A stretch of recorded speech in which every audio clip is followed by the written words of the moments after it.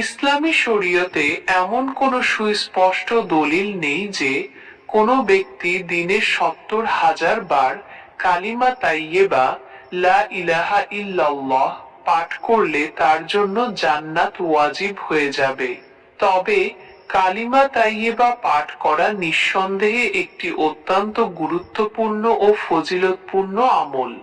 বহু হাদিসে এর ফজিলত বর্ণিত হয়েছে। একটি হাদিসে এসেছে, যে ব্যক্তি নিষ্ঠার সাথে লা ইলাহা ইল্লাল্লাহ পাঠ করবে সে জান্নাতে প্রবেশ করবে। মুসনাদে আহমদ।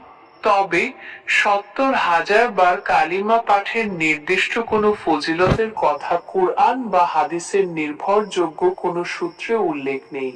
কিছু বুজুর্গানে দ্বীন ও আলেমের ব্যক্তিগত অভিজ্ঞতা বা উক্তির ভিত্তিতে এই আমল প্রচলিত আছে বলে শোনা যায়, কিন্তু এটিকে শরীয়তের অবশ্য পালনীয় বিধান বা সুন্নাহ মনে করা উচিত নয়।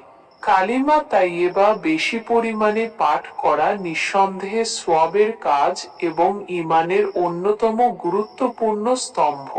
তবে নির্দিষ্ট সংখ্যা নির্ধারণ করে এর বিশেষ কোনো ফজিলতের আশা করা এবং এটিকে অপরিহার্য মনে করা শরীয়তের মূলনীতির সাথে সঙ্গতিপূর্ণ নয়।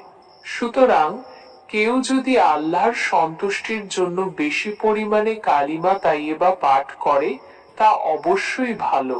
তবে ৭০,০০০ বার পাঠ করলেই জান্নাত ওয়াজিব এমন ধারণা পোষণ করা এবং এর উপর ভিত্তি করে আমল করা সঠিক নয়। আল্লাহ তাআলাই সর্বজ্ঞ।